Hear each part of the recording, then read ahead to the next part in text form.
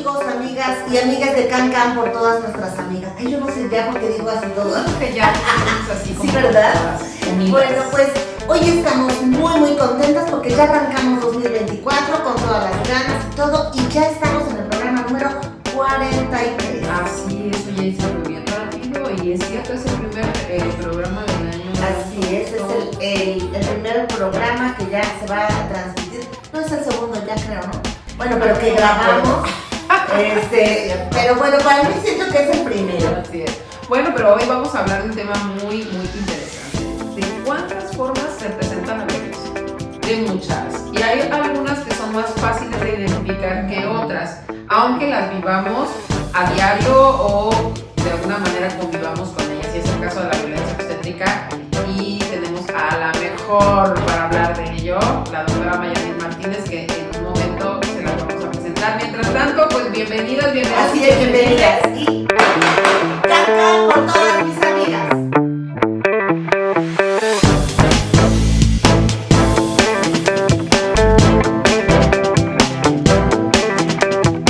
Hola, mi Yadi, ¿cómo te está tratando este nuevo año? Pues mira, todavía bien, ¿eh? Espero que así siga tú, ¿eh? La verdad, pues va bien, no me puedo quejar. Ahí vamos, poquito a poquito. Y me da mucho gusto que podamos seguir pues haciendo este pequeño espacio, ¿no? Para las compas, los compas y les compas que les interese escuchar estos temas. Oye, sí, porque ya tenemos haters. Ay, sí, ya vi tú. Sí. Ya vi que nos dejan ahí. Es que estamos sacando algunos reels.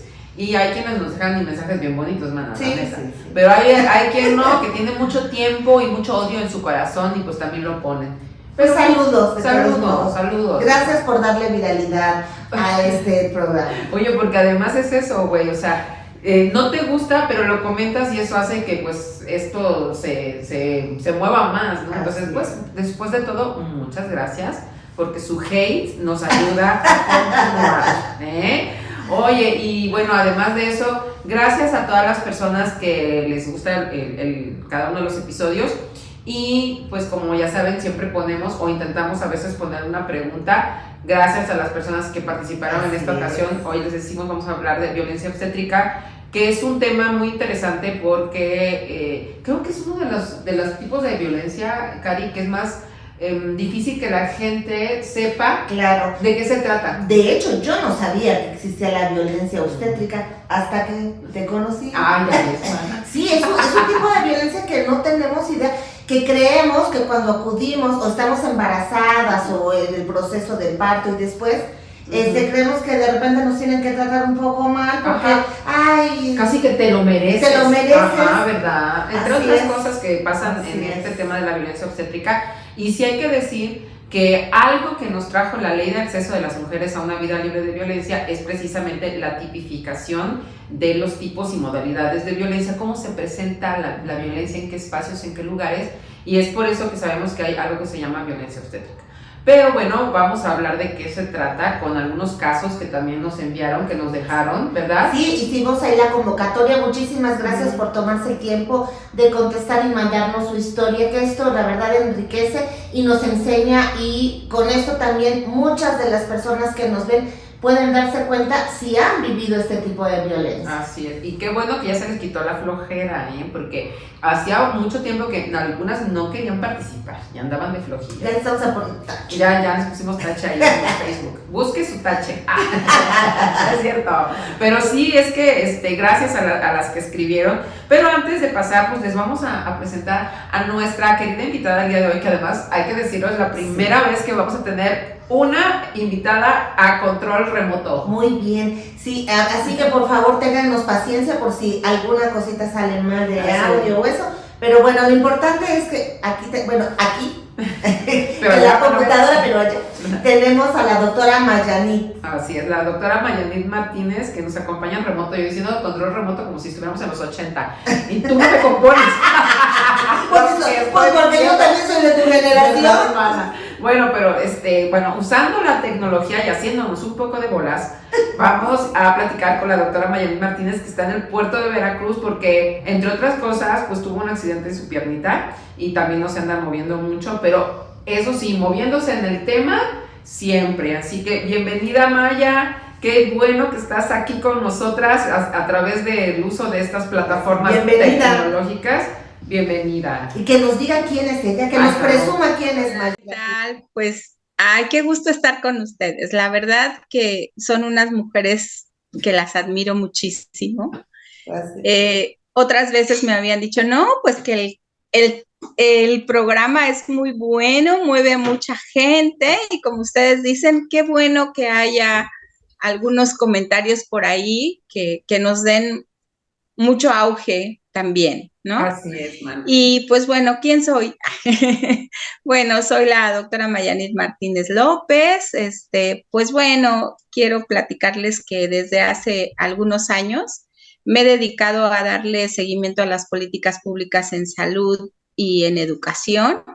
Y pues prácticamente son estos mis temas en los que yo me muevo, sobre todo en la defensa de los derechos sexuales y reproductivos de las mujeres, las niñas, las adolescentes, las personas con capacidad de gestar. Y bueno, finalmente, pues participo en redes de mujeres, en redes de organizaciones de la sociedad civil, en redes de acompañamiento y sobre todo, ¿verdad?, con compañeras de otras organizaciones y también de dependencias y mujeres muy comprometidas con el tema desde hace muchos años en Veracruz. Uh-huh. Algo importante de todo esto es que hemos incidido en las políticas públicas, pero también en las leyes. Eso es muy importante porque desde la Red de Mujeres Feministas del Estado de Veracruz hemos hecho mucho trabajo desde el 2009 en relación a darle seguimiento a estos temas, pero justo después de eso nos dimos a la tarea de conformar esta red en el 2015 y hacerla como más sólida. Y esto nos ha dado la pauta para poder incidir en las políticas públicas, pero también en las leyes. Y la verdad estoy muy contenta de participar hoy en este día con ustedes. Muchas gracias, Maya. No, pues es un lujo tener a Maya, porque, bueno, ya lo comentaste, pero Maya es una mujer activista que trabaja pues desde las organizaciones de la sociedad civil, pero con mucha incidencia en los lugares en donde se toman las decisiones, ¿no? Como por ejemplo la elaboración de los marcos jurídicos. Mayanit ha estado muy presente en todo lo que tiene que ver con que el derecho a decidir de las mujeres en Veracruz y en todo México sea una realidad, y vigilando además que estas cosas se hagan bien, que las instituciones de salud den los servicios de manera segura, de manera gratuita y en el marco de los derechos humanos de las mujeres. Entonces, de veras, Maya, qué bueno que pudimos tenerte por acá, aunque sea vía remota, pero pues qué bueno. Y fíjate que cuando iniciamos el tema, ¿no?, pensando en lo de la violencia obstétrica, que ya lo traíamos pensado, ¿verdad? Porque sí, ya desde cuando varias personas nos habían dicho por lo mismo, porque la violencia obstétrica, cuando la expresas así, muy poca gente la reconoce, pero ya cuando hablamos de los casos, no, pues salen un montón. Sí, yo también pasé por ahí, ¿no? Sí. Entonces, pusimos un pequeño texto en Face, te lo leo, que hizo Kikari. La violencia obstétrica se define como una forma específica de violencia ejercida por profesionales de la salud, predominantemente médicos y personal de enfermería, hacia mujeres embarazadas, en labor de parto y puerperio, y constituye una violación a los derechos reproductivos y sexuales de las mujeres. ¿Tú la has vivido? Platícanos tu historia. Eso fue lo que les preguntamos a las compañeras, y por ahí nos llegaron algunos mensajitos que te leo, y a partir de ahí, no sé, lo platicamos. Guadalupe Zopitil dice: en casa hasta hemos llorado en colectivo con las señoras que vienen a ver a mi mami porque ella es partera y nos narran la violencia que han vivido y pues todo el trauma, ¿no? Y por aquí hay un comentario de Gabriela Núñez, que si me ayudas a leer ahí, Cari. Gaby Núñez dice: sí, la viví, fue por parte de una anestesióloga que quería hacerme cesárea a fuerzas, y como dije que no, me gritoneó que si se moría mi bebé iba a ser mi culpa. Anteriormente, otra médica de turno me dijo que todo estaba bien. Ella quería agarrarme de clase para sus alumnos, ya que parí en la clínica del Iste, por presión de mi esposo en el 2012. No quería gastar en el parto. Afortunadamente tuve parto normal y sin bloqueo. No dejé que la reacción de la anestesióloga me afectara y una vez que parí, ya no me separaron de mi bebé, por políticas que implementó la directora del ISSSTE en ese entonces. Fíjate. Y por acá veo que tú también participaste, Maya, en la contestación de esta pregunta, y entonces nos pones violencia obstétrica no solo en embarazo, parto, puerperio, sino también negar el derecho a la salud sexual, no proporcionar un método anticonceptivo u obligar a usarlo, revictimización a víctimas de violencia sexual, negar el acceso al aborto o no brindar atención prenatal. Y ya que estás aquí, pues explícanos así ya en tus palabras y sobre todo con tu experiencia, pues, ¿qué es la violencia obstétrica? Sí, claro, pues se considera un tipo de violencia institucional, pero desde luego que abarca todas las etapas del embarazo y posterior a él también. Y justo lo que decían, en las instituciones se ejerce mucha violencia, no solo por los hombres, también por las mujeres. Y justo pues esta violencia pues está expresada particularmente, ¿sí? Y legitimada además, porque se piensa que de los que ejercen la violencia finalmente es una forma de apoyar a las mujeres, cuando finalmente es una revictimización a sus derechos. La apropiación del cuerpo finalmente de las mujeres en ese momento, como nosotros somos los especialistas, nosotras somos las especialistas, las que sabemos cómo tratar a las mujeres en ese momento del parto o en ese momento del embarazo. He tenido muchas críticas también al respecto en cuanto a los hospitales que me han llegado también justo en este tema ahora por el derecho a decidir, justo en esas niñas, sobre todo las niñas violentadas sexualmente, que quieren interrumpir un embarazo producto de violación sexual y que no les es permitido y que finalmente muchos de los médicos son los que limitan a las mujeres a ejercer su derecho a decidir. Y esto es como parte de los derechos sexuales y reproductivos. El trato inhumano que se recibe por parte del personal de salud y que finalmente solo se ve el tema del embarazo, del parto y del puerperio como una situación solo fisiológica. No, como esto que decías, que la partera recibe muchas quejas, ¿no? De las mujeres que la van a ver. Y justo tiene que ver con esto, que no se separa, o sea, que se separa el tema emocional de lo físico.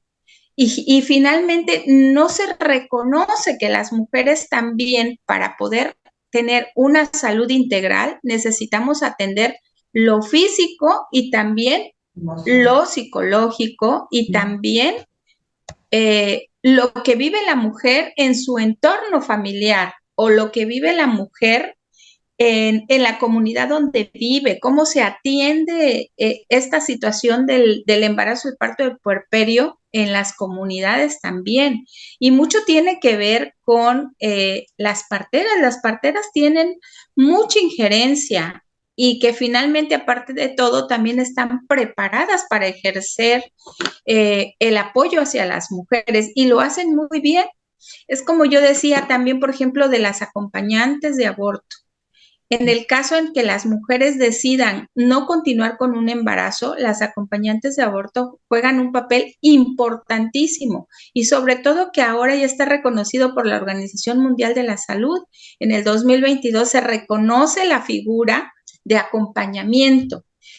¿Y qué pasa cuando la mujer tiene un acompañamiento por una persona que no es totalmente ligada al ámbito médico, pero que tiene la sensibilidad? Y muchas de estas mujeres tienen que ver con el tema, pues pueden ser psicólogas, pueden ejercer también otra profesión que vaya ligada a las ciencias sociales, no precisamente ser médica o ser médico. Esto es súper importantísimo. Algo también muy importante es saber que por eso tenemos una alerta de violencia de género por agravio comparado, porque se agrava, se comete un agravio contra las mujeres al no dejar, por ejemplo, que las mujeres puedan acceder a sus derechos, sobre todo, por ejemplo, las mujeres que ya no quieren tener más embarazos y que se les niega un método anticonceptivo definitivo por la edad. Por ejemplo, las mujeres que tienen, ¿no? Porque son muy jóvenes, pero ya tienen 3 y 4 y 5 embarazos y ya no quieren tener más y están en su derecho. Y, por ejemplo, las mujeres también que quieren espaciar los embarazos y que tampoco se les es permitido, por ejemplo, o al revés, las mujeres que no quieren utilizar un método anticonceptivo y se les obliga a hacerlo. Por ejemplo, las mujeres que acaban de parir y que se les obliga a utilizar un método anticonceptivo sin su consentimiento. Eso también es violencia obstétrica. Y, por ejemplo, las mujeres que se les niega, por ejemplo, el hacerles un estudio, ¿sí? Para determinar, por ejemplo, en los casos en donde el producto conlleva a tener una enfermedad o yo tuve que darle seguimiento a un caso en el que una mujer que tenía un problema psicológico y también psiquiátrico, se le negaba el derecho a abortar. ¿Por qué? Porque decía el médico psiquiatra que la mujer podía continuar con el embarazo, pero su condición no le permitía, pues, continuar con ese embarazo. ¿Por qué? ¿Qué iba a pasar con ese producto si finalmente heredaba esa condición también de salud?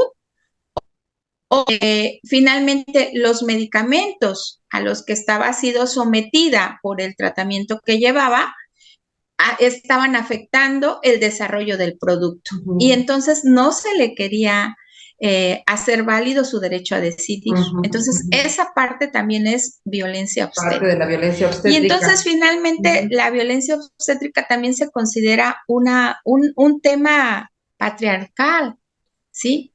Que se expresa también de esta manera. ¿Por qué? Porque es el ejercicio del poder de los hombres frente a las mujeres. La mayoría de los médicos ginecobstetras son hombres. Entonces, ejercen también la violencia de esta manera. ¿Sí? Y bueno, lo otro también es recalcar que no nada más la violencia se ejerce durante el embarazo, también durante el parto, durante el puerperio, que el puerperio finalmente dura 40 días. La cuarentena que le llamamos, ¿no? Entonces, en este caso, a veces se les niega a las mujeres el seguimiento, sino, ok, ya tuvo el producto, ya se fue a su casa y finalmente, pues ya se resolvió. Pero, ¿qué pasa cuando las mujeres tienen problemas después del parto, en el posparto? Esto también genera violencia obstétrica. Muchas de las mujeres han llegado a tener muerte materna posterior al parto, ¿sí? O mujeres que han tenido que tener a los hijos fuera de las instituciones de salud porque se les ha negado el acceso. Esto también tiene que ver con violencia obstétrica, el hecho de que las mujeres no puedan acceder a los hospitales, a las clínicas. Y esto es importante también porque se tiene que hacer la referencia del primer nivel de atención, como dicen, ok, acudes a los centros de salud a que te den el control prenatal. Pero no solo es eso, es después del control prenatal sigue el acceso al segundo y al tercer nivel de atención, dependiendo las mujeres su caso de salud que presentan. Porque, por ejemplo, hay mujeres que necesitan ser atendidas en un tercer nivel de atención cuando las mujeres presentan una comorbilidad, una diabetes, una hipertensión, un problema son cardiópatas o tienen alguna otra situación de salud que tienen que ser atendidas en un tercer nivel de atención, ¿no? O en las complicaciones del embarazo. Entonces, hemos tenido niñas que el año pasado, a finales del año, tuvimos niñas que murieron en un hospital porque llegaron a destiempo, porque llegaron después porque no se les dio la oportunidad de ejercer su derecho. Uh-huh. Maya, entonces podemos decir que la violencia obstétrica tiene que ver con esa apropiación del cuerpo de las mujeres en sus procesos de salud sexual y reproductiva, y que tiene que ver directamente con el acceso o la negación del acceso a sus derechos, ¿no? Por parte del personal de salud, de médicos, de enfermeras, ¿no? Y que por eso es bien importante pues tener acompañamientos sensibles, pero también con conocimiento de derechos humanos para poder exigir, ¿no?, un mejor trato. Fíjate que en varias ocasiones que me tocaba, por ejemplo, dar pláticas o llevar esta información a lugares, cuando preguntábamos si las mujeres sabían qué era la violencia obstétrica, pues te decían que no. Pero cuando empezabas a platicar o a casos específicos, exacto, o hasta las experiencias de muchas personas, muchas mujeres que estaban ahí tenían experiencias pues de maltrato a la hora de estar atendiendo su parto, o de ir a preguntar, por ejemplo, por algún método anticonceptivo y que no se los quieren poner, que porque son muy jóvenes, o ya se los quieren poner porque ya son mamás, o sea, como decidiendo siempre, ¿no?, desde esta visión patriarcal del cuerpo de las mujeres. Entonces ya reconocían. Yo decido por ti, como institución de salud, decido por ti. Ajá. Si eres joven, no te puedo operar. O sea, y las cesáreas también, porque estos procedimientos médicos, ¿no?, que se hacen sobre el cuerpo de las mujeres, a veces sin necesitarlo, o sin pedir su opinión, o pidiendo la opinión a otra persona. Por ejemplo, el caso del esposo, que sigue sucediendo, en donde le preguntan al esposo si le pueden hacer una cesárea a la señora, cuando la única que puede decidir sobre su cuerpo, bueno, de acuerdo a lo que tenemos legalmente instituido aquí en el estado y en el país, pues serían las mujeres, ¿no? Y estoy muy de acuerdo en que para que dejara de existir, sí tendríamos que hacer un análisis allí de lo que implica la atención en esos niveles, emocional, psicológica, porque últimamente, y lo vemos mucho con el tema de cesáreas, pareciera que es así, entras tú y órale, para la que sigue, ¿no? Cesárea, porque la que sigue, como una deshumanización de uno de los momentos, y solamente hablando del parto, uno de los momentos más importantes de la vida de un ser humano, y también de la vida de una mujer, que es en este caso, pues el tener un parto, ¿no? Y no se está viendo en las instituciones de salud. Y fíjate que sobre eso hemos recibido, pues, sí, y también las historias que te vamos a contar ahorita, Maya, versan sobre ese tema, ¿no? Sobre esa falta de sensibilidad, y eso está moviendo, ¿no?, el cuerpo de las mujeres de la manera como dice Cari, lo hago porque yo puedo hacerlo, porque yo tengo el conocimiento. Pero ahorita te contamos la historia, hacemos la pausita y regresamos con ella, ¿sale? Va. Pues vamos a continuar y vamos a leerte, Maya, una pequeña historia que nos mandaron sobre violencia obstétrica. Ahí va. Nuestra amiga Perla Melgarejo, y nos dice: la violencia obstétrica se encuentra tan arraigada en hábitos médicos que no solo es exclusiva de las instituciones públicas de salud, también las usuarias de instituciones privadas vivimos manifestaciones de este tipo de violencia. Mi primera experiencia la viví en la famosa Gineco 4, ubicada al sur de la Ciudad de México. Ingresé por presentar ya casi 41 semanas de gestación. El personal de salud decidió que lo mejor era suministrarme un gel para acelerar la dilatación del cérvix. A más de 24 horas de haberme colocado la primera dosis, no se daba la dilatación, hasta que en una de las contracciones salió de mí un líquido oscuro. Les dije a las personas que en ese momento monitoreaban la frecuencia fetal de mi niña que parecía meconio. Se acercaron a revisar y dijeron: sí, es meconio. Fue cuando me trasladaron a tococirugía, donde la situación no mejoraba. Pasaron 12 horas más y que pasara de 4 centímetros de dilatación. Pasó un grupo de médicas jóvenes a revisarme y solo alcanzaron a decir: te pondremos otra dosis de gel. Cabe decir que yo no había comido ni tomado líquidos en todo el día. Tenía dolor de garganta y en el transcurso de la noche tuve episodios de fiebre, lo que hizo que me deshidratara y posteriormente no pudiera producir suficiente leche para alimentar a mi niña. Esto derivó en el que la bebé también se deshidratara y su piel tomara un color amarillento. Calculo que dieron las 3 o 4 de la mañana y pasó un médico. Ya que pasaba de la mediana edad, me revisó y dijo: tú ya no vas a dilatar, te vamos a hacer cesárea. Una de las médicas jóvenes se acercó y le dijo: no, a ella le vamos a aplicar otra dosis de gel. Dijo el nombre del medicamento, pero no lo recuerdo. Para mis adentros pensé: no me ayudes, porque con todo y que anhelaba un parto natural, ya me sentía torturada con tanta espera.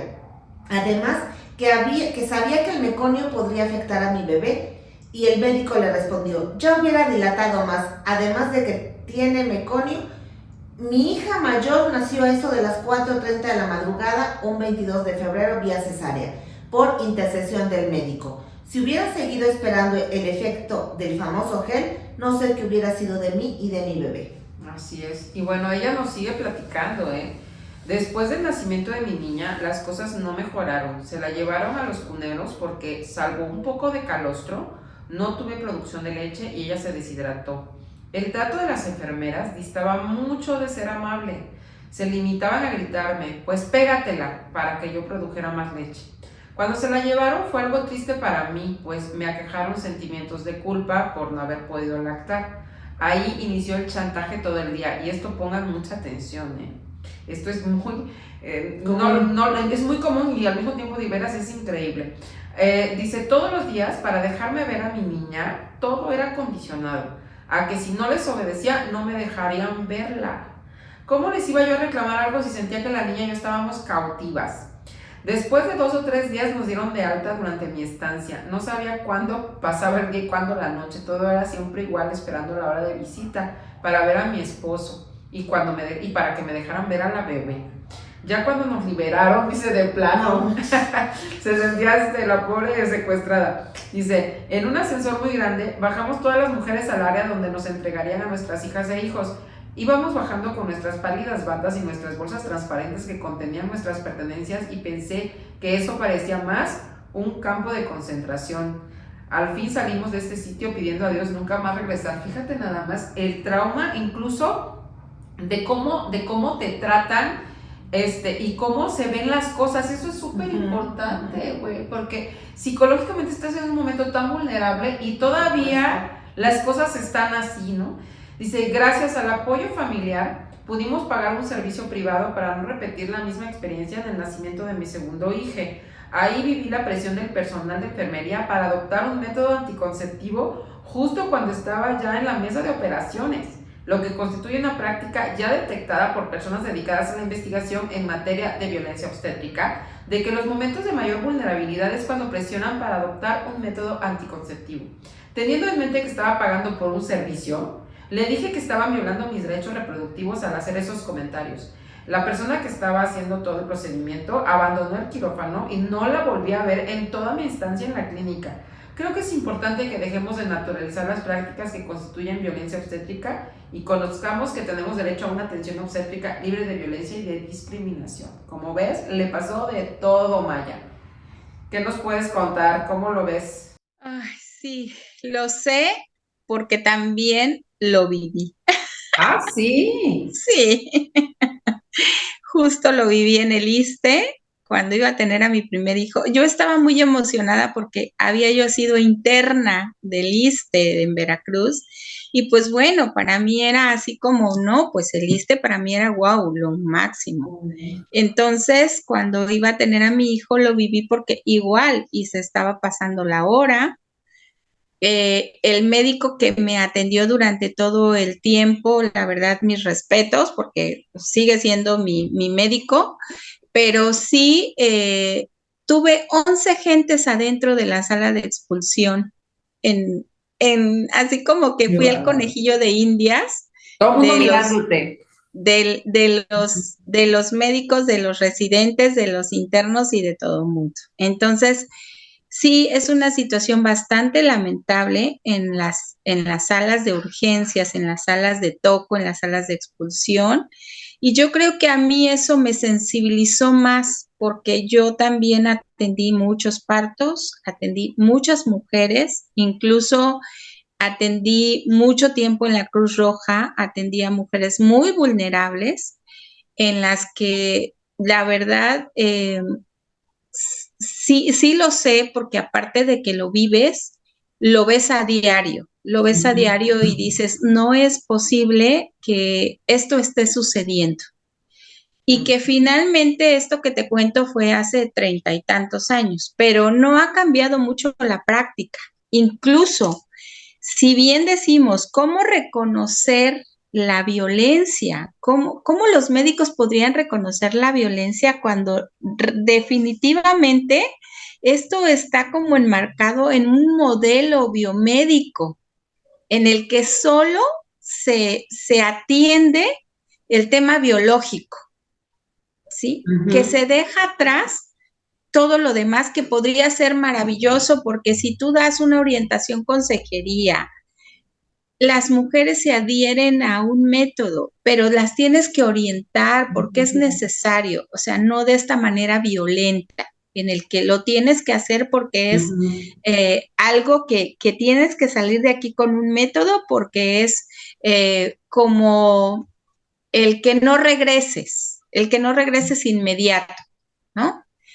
El no tener una orientación consejería sobre los derechos que puedes ejercer, sobre todo tus derechos, no solo a la reproducción, sino tus derechos sexuales y reproductivos, en el que el tener un parto sea algo, pues como lo llaman, ¿no? El estar embarazada que sea algo maravilloso, el tener un parto que sea algo que te cause una grata sensación, no que salgas del hospital corriendo porque te sientas presionada, te sientas en una prisión.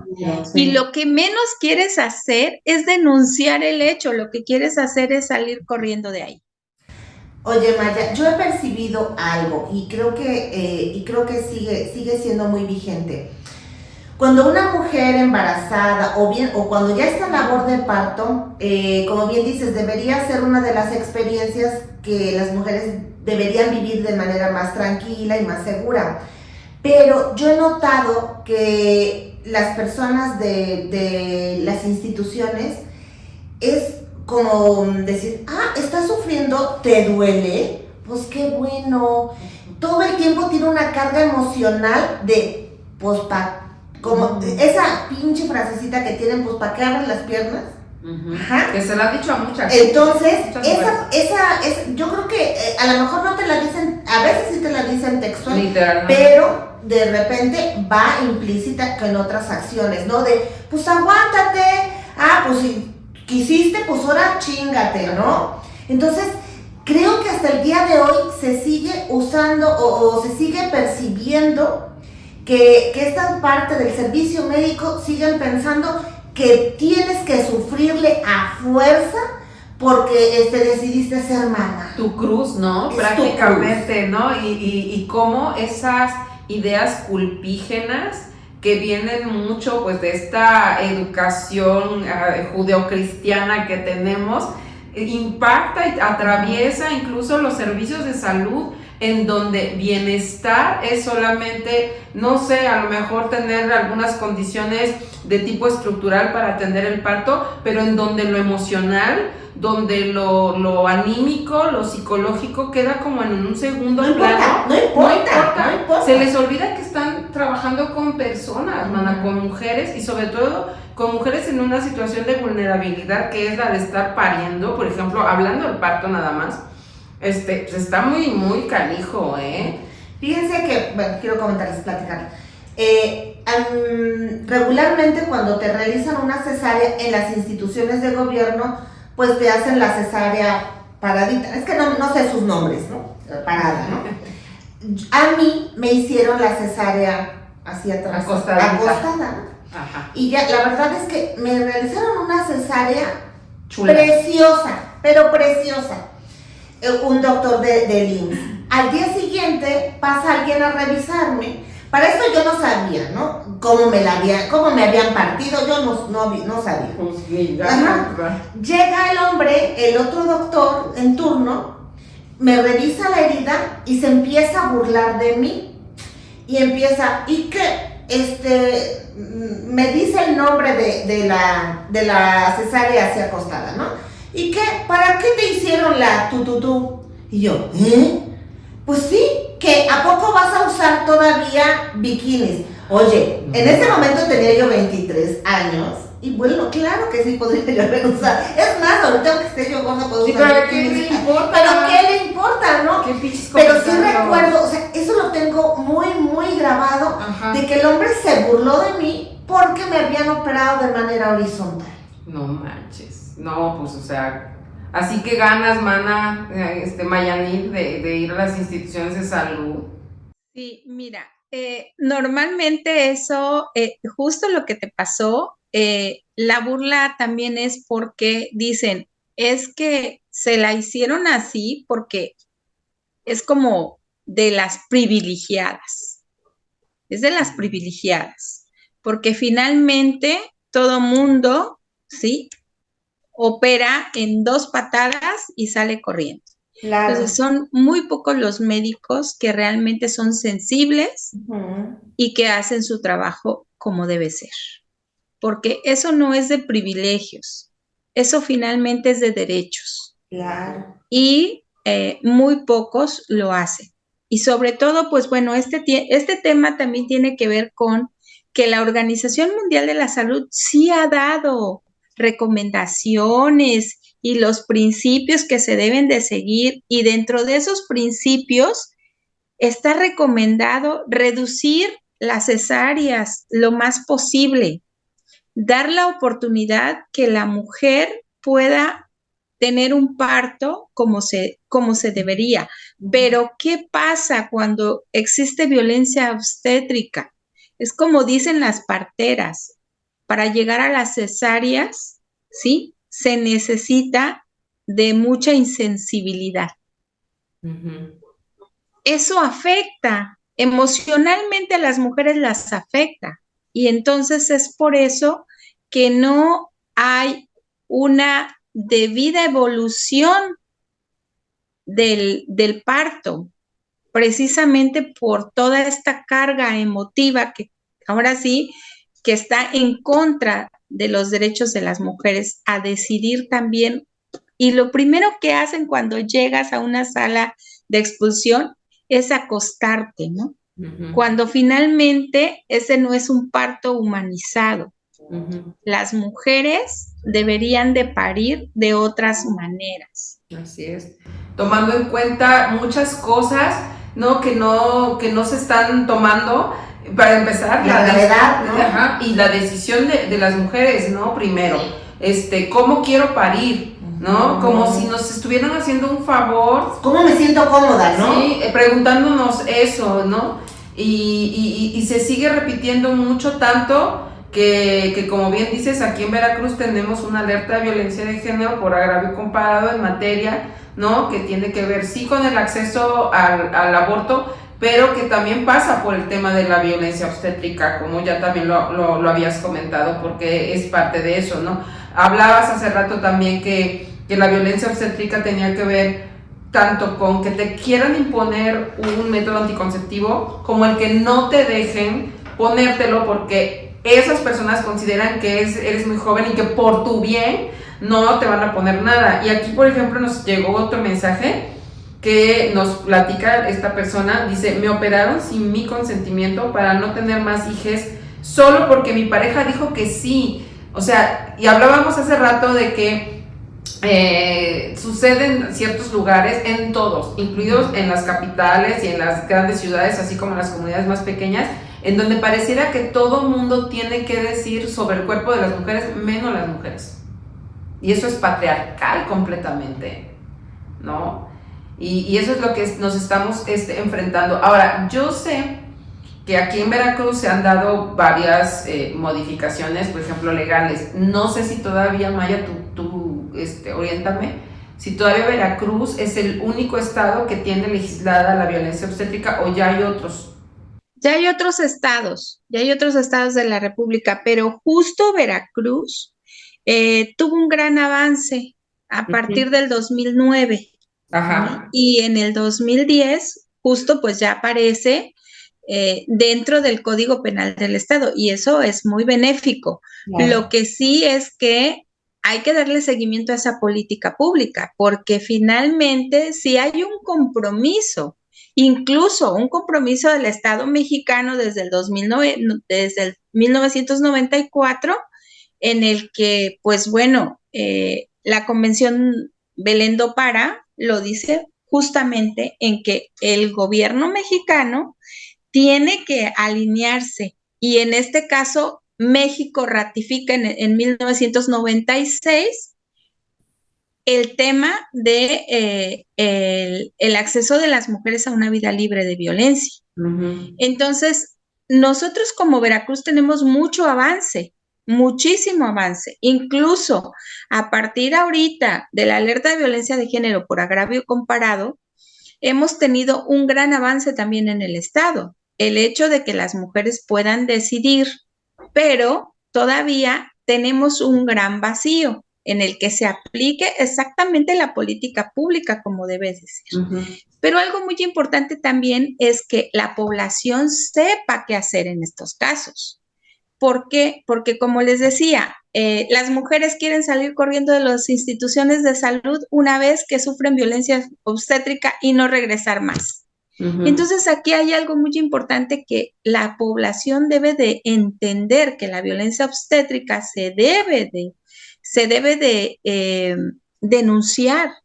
Se debe de denunciar la violencia, toda violencia obstétrica, así sea la más mínima, como el hecho de negarte un método anticonceptivo, negarte el acceso al servicio de salud, negarte el que también hay otra situación que también se ve reflejada en el Código Penal de los estados, y es que tengas el acompañamiento de un familiar.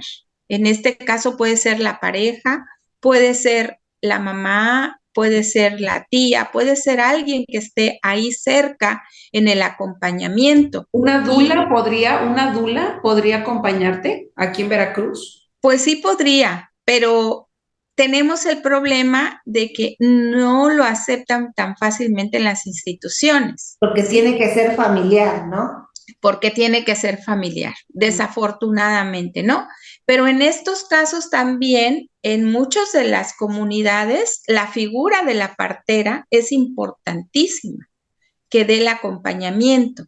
Cuando la partera decide, en este caso, que ella no puede darle continuidad a ese embarazo porque requiere de un segundo nivel de atención, las mismas parteras la refieren a un hospital, a la mujer.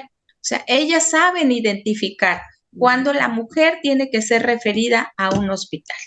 O sea, entonces, eso aparte tiene que ver con que se denuncie. Hay una línea la línea materna, hay una línea materna en donde se puede denunciar, ¿sí? Hay un número de línea materna donde se puede denunciar, hay un número también en el IMSS donde se puede denunciar. La línea materna es el 800-628-3702. Y el IMSS también tiene una línea a donde se puede denunciar la violencia obstétrica, que es el 800-623-2323, opción 6. Oye, pues entonces las mujeres pueden denunciar también en los buzones de las instituciones de salud en donde están siendo violentadas. En todas las instituciones de salud hay un buzón de quejas. Las mujeres ahí con su puño y letra pueden denunciar estas violencias.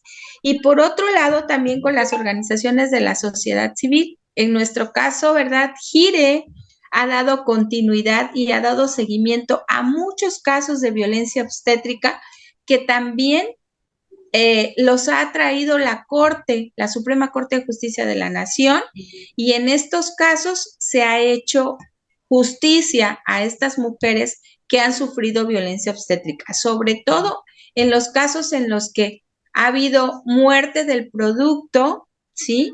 y sobre todo también, en este caso, como decías, de esta mujer que nos refirió su experiencia, su mala experiencia en la que corría riesgo su vida, porque ya se había pasado el tiempo del parto y Ajá. corrió riesgo la vida del producto. En este caso, el tema del meconio trae muchos problemas. Qué bueno que la niña pudo resistirlo, pero el aspirar meconio en un producto Maya, es gravísimo. ¿qué es meconio? Es cuando el producto ya hizo popó dentro del el útero. Entonces, al aspirar, a veces aspiran ese meconio y entonces pueden tener problemas severos, incluso a nivel neurológico. Entonces son situaciones muy, muy críticas en las que esta mujer puede todavía denunciar el hecho. Oye, Maya, entonces la violencia obstétrica de alguna manera sí va aparejada con cierta también negligencia médica a veces, ¿no? Claro, las negligencias médicas también son violencias obstétricas. En ese sentido, cuando hablamos de estas cuestiones y estos procesos, ¿no? Fíjate que eso es bien importante porque creo que ahí es donde a lo mejor nos haría un poquito más de ruido, ¿no? El cachar cuando se trata de violencia obstétrica, cuando estamos siendo maltratadas, cuando hay una negligencia médica, donde no nos están apoyando, no nos están dando la información necesaria para tomar decisiones, se están burlando, ¿no? Se están obstaculizando de alguna manera el proceso, y no solamente el físico, sino también el emocional en estos momentos de mayor vulnerabilidad en las mujeres durante estos procesos. Pero seguimos platicando de esto, hacemos un cortecito y regresamos, ¿vale? Bueno, pues Maya, vamos a leer otra de nuestras historias que nos mandaron. Es un poquito larga, la vamos a ir intercalando Yadi y yo, para que escuchemos con atención y a ver qué nos puedes decir al respecto. Dice: lamentablemente en mi vida he vivido 3 pérdidas. La primera fue en el 2019, fui atendida en el hospital civil. La atención fue relativamente rápida, ya que tenían que realizarme un procedimiento sencillo, pero fue tardado por las condiciones de mi organismo, donde teníamos que esperar. Después del procedimiento, en el shock de entender qué había pasado, me subieron a piso. En la sala de recuperación, cuando reaccioné, caí en cuenta que compartía la sala con las chicas que acababan de tener a su bebé. Eso me hizo sentir un acto muy violento al no tener empatía y acompañamiento que permita entender qué había ocurrido, y donde la única respuesta de los doctores fue: un aborto es multifactorial, así que no podemos decirte qué lo provocó. Me dieron de alta y pensé que me dirían que me hiciera estudios y nada. La segunda fue al año siguiente y tiempo de COVID. Fue en el hospital civil, nuevamente. Los primeros en atenderme fueron unos pasantes. Llegué por un dolor de vientre bajo y me dijeron que esperara en la sala. Cuando sentí que algo escurría entre mis piernas y comencé a manchar el piso, desde ahí yo ya sabía que ese bebé no se había logrado. Me ingresaron y los pasantes, con cara de niños, vi en sus expresiones que no tenían idea de lo que estaban haciendo. Cuando uno de ellos me dice: le haremos un ultrasonido para ver cómo está su bebé. Luego llegó el doctor en turno para confirmar que había tenido un aborto. Me internaron, esperé un par de horas, y cuando me ingresaron a quirófano por mi complexión y por ser tiempo de COVID, no querían arriesgarse a darme anestesia general, sino que quisieron anestesiarme de manera local, que significa que me dormirán de la cintura para abajo, pero no lo lograron porque otra vez, por mi complexión robusta, la aguja no entraba en mi columna. Por lo tanto, me picaron más de 15 veces, por lo que gritando les pedí que por favor ya no me picaran. Al final accedieron en darme anestesia general. Cuando desperté, otra vez compartí sala con chicas que habían tenido a su bebé. Me dan de alta y me vuelven a dar la misma respuesta: un aborto es multifactorial, así que no podemos decirte qué fue lo que lo provocó. Fíjate, o sea, tortura psicológica y tortura física, ¿no? Qué terrible. Bueno, y luego nos cuenta que su tercera pérdida, dice, fue la más dolorosa.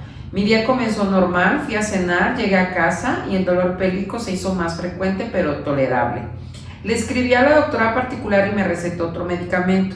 Ya pasada de la medianoche decido ir a dormir, pero el dolor pélvico iba en aumento.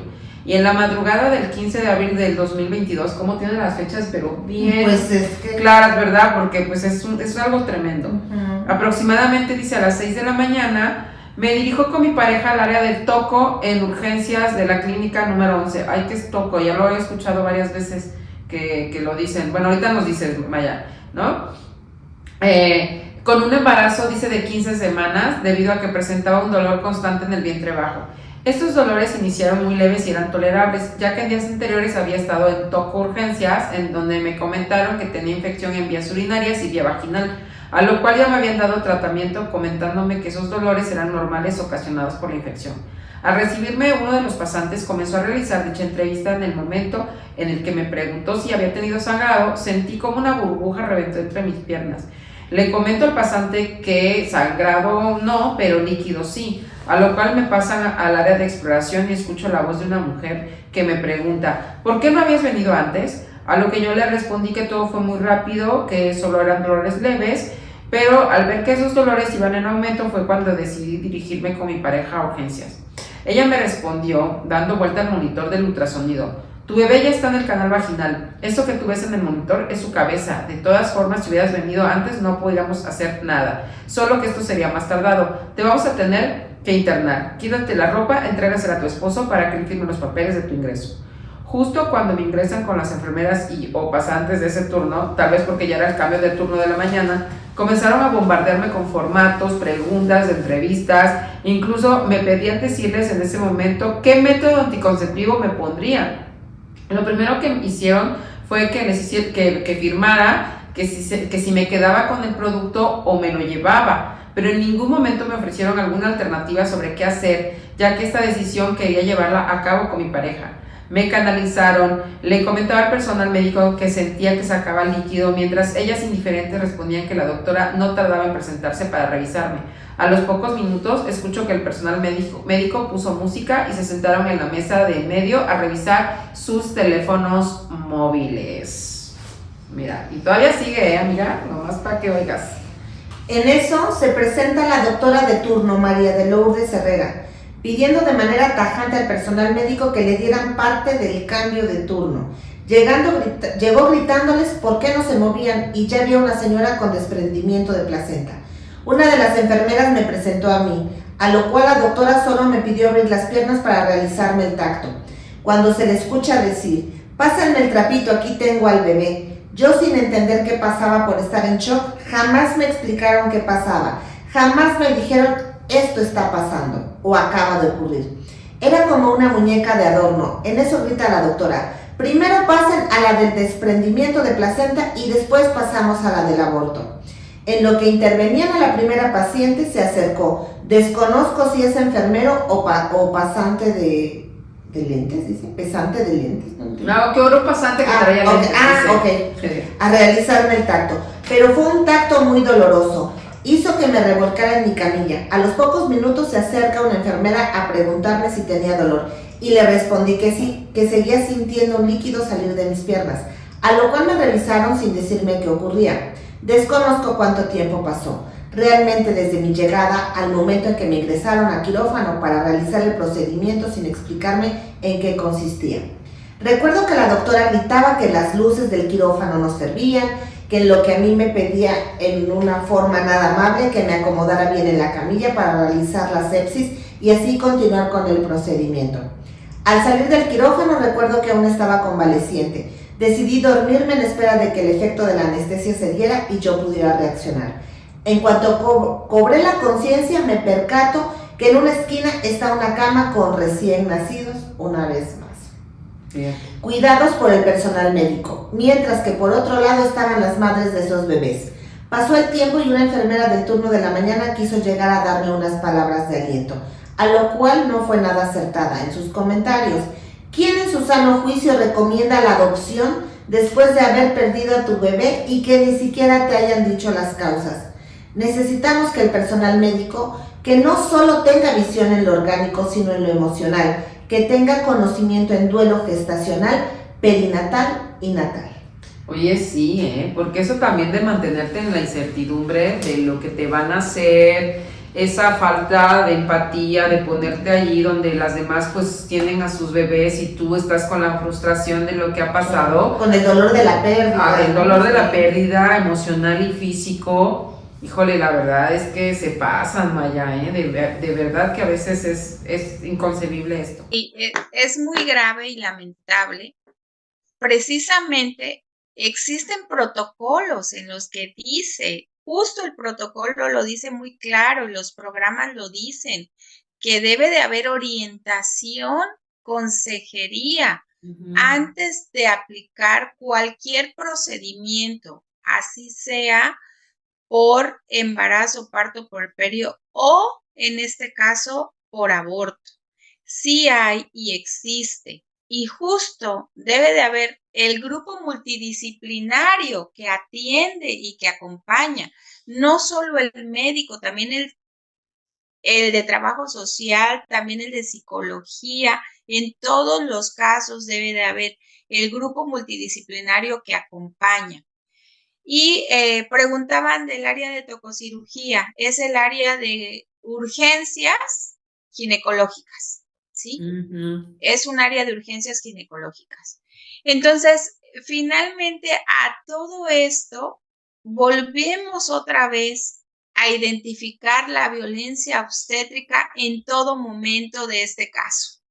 Desde los pasantes, que finalmente ellos no saben, están en formación, a ellos no se les puede dejar a cargo a las pacientes. Este caso que dicen, le hicieron un tacto, si ya estaba en proceso el aborto, no tenían ya que hacerle ningún tacto, porque ya estaba en el canal vaginal, ya no necesitaban hacerle ningún tacto.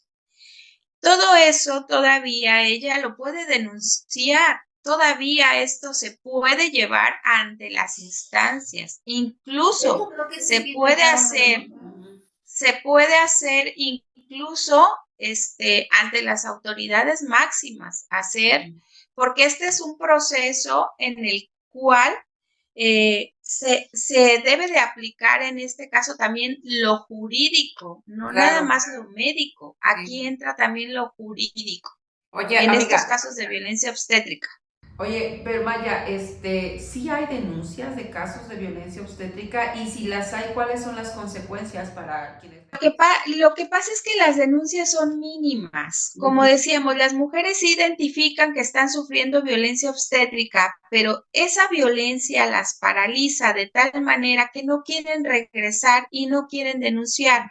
Les digo porque nos ha tocado en el que se resuelve la situación y luego, por ejemplo, busco a las mujeres para que puedan denunciar los hechos y ya no lo quieren hacer. Lo que quiero es salir de aquí, ¿no? Exactamente. Les dan a su bebé y así es. Vámonos. Ajá. Entonces, pero también esto tiene que ver por el desconocimiento de sus derechos. O sea, ¿a qué tenemos derecho las mujeres? Sí. Exacto. ¿A qué tenemos derecho las mujeres cuando nos están ejerciendo la violencia obstétrica? ¿Hasta dónde podemos nosotras denunciar el hecho? Entonces, así por muy mínima que sea la violencia obstétrica, no deja de ser violencia. Entonces, se puede denunciar el hecho, claro que se puede denunciar. Y si hay medidas, claro que sí, porque nosotros tenemos un código penal en el que la violencia obstétrica está reflejada y es por ley que no se debe de ejercer violencia obstétrica. Está en la ley, está en nuestro código penal. Pero están en las leyes de acceso a una vida libre de violencia. Entonces, desafortunadamente, ni siquiera el personal médico ha leído las leyes. Tampoco sabe de lo que pasa con el Código Penal. Así Entonces, ahí ¿qué pasa? El tema jurídico dentro de los hospitales, ¿a quién defiende? Defiende a su personal médico. No defiende a las usuarias, no defiende a las pacientes en este caso. Entonces sí hay y debe de haber también implicaciones, porque sí las hay, pero mientras no haya denuncias, esto es lo que seguirá sucediendo. Así es, y es que lo que dices, o sea, si no conocemos eso, no tenemos el poder de ese conocimiento para poder hacer la denuncia. Creemos además que es normal, como decía hace rato Cari, que es parte de lo que nos toca, ¿no? Casi, bueno, pues el baño y el regaño mientras estás en una institución de salud pública pareciera que es así como algo tradicional en este país, y no debe de ser. Pero también pues sí debe de haber esas denuncias, y además el personal de los hospitales tiene que ser capacitado en esa materia, aunque, y esto lo digo por experiencia, esto me tocó verlo, ¿sí? Cuando nos tocaba ir a capacitar a los médicos, médicas, enfermeras, en estos temas, híjole, era durísimo. ¿Qué te puedo contar a ti, Maya? Que seguramente tendrás algunas muchas historias y experiencias, pero no manches, a mí lo que me pasó una vez, yo no estaba dando la capacitación, pero yo estaba allí porque tenía que estar, ¿no?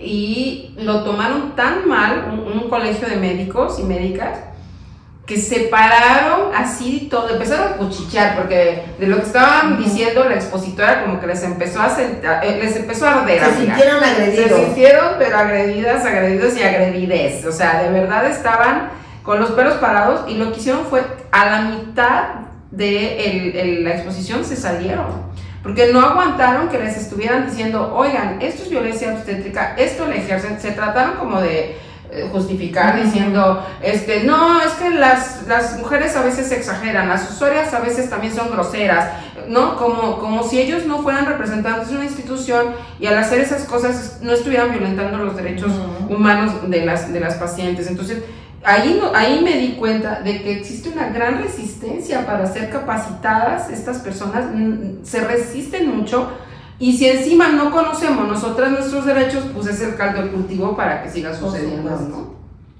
Exacto, y como dices, sí, me ha tocado estar en diferentes momentos, en diferentes hospitales del estado. La resistencia es mayúscula, pero quiero decirte que, por ejemplo, la Secretaría de Salud de Veracruz, CESVER, últimamente ha sido un poco más sensible hacia el tema. No tal cual las demás instituciones del Sistema Nacional de Salud, como son IMSS, ISSSTE, Pemex, Sedena y otras instancias, ¿no? Pero esto se ha dado porque justo nos llevamos el tema a las mesas en las que se debe de hablar del tema. Aunque no les parezca, se debe de hablar del tema. Y también, pues bueno, tenemos justo estos colegios que finalmente no nos ayudan mucho, ¿no? Porque se resisten demasiado. Los colegios se resisten demasiado al cambio. Y sobre todo también el miedo a enfrentar. Muchos médicos no enfrentan la realidad porque el desconocimiento a las leyes, que finalmente siempre se les dice, las leyes protegen también a los servidores públicos. En este caso, también protegen a los médicos, a las enfermeras, ¿no? También dentro de la política pública hay una protección a los derechos también de los servidores públicos en salud, pero justo este tema del conocimiento nos lleva otra vez a enfrentarnos a esta situación en el que es más fácil violentar los derechos de las mujeres, de las personas, que tomar cartas en el asunto.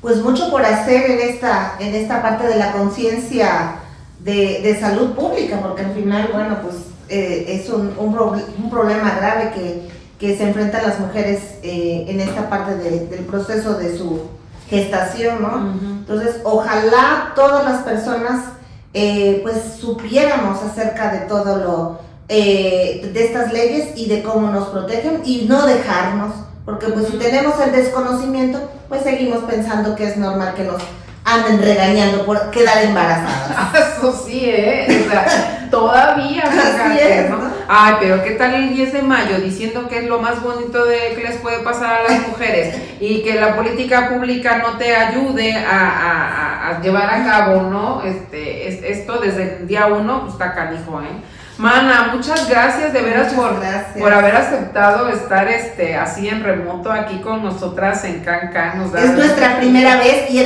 eres parte de esta primera vez. Así es. Muchas gracias, de verdad. Qué gusto, de verdad, qué gusto estar con ustedes. Las escucho y siempre me emociona su programa y qué bueno que lo hacen y pues a seguirle, porque de verdad hay muchas cosas, muchísimas. O sea, no solo hablar de violencia obstétrica, sino hablar de muchos temas que se relacionan con la salud y con los derechos sexuales y reproductivos que tienen que ver con todas las personas. No solo con la salud materna, sino con muchos temas que van relacionados y que en algún momento me gustaría que también pudiéramos.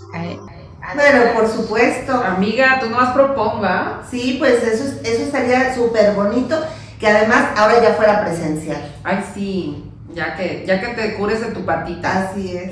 Y bueno, ya nos vas a decir cuáles temas, ¿no? Podemos platicar contigo y pues agendamos. Claro, ¿verdad? por supuesto. Y aquí en Can, ya sabes, eres súper bienvenida. Así es. Pues ya nos vamos, Maya. Y gracias a ustedes por escucharnos y por estar siempre pendiente de los programas. Para poder dar el Can, te vamos a quitar de aquí de la mesita. porque si no vamos a poder. Aquí está, así para cerrar. Pues muchas gracias a todas, todos, todes. Y recuerden, los miércoles se estrenan los episodios, todos los miércoles a las 8 de la noche.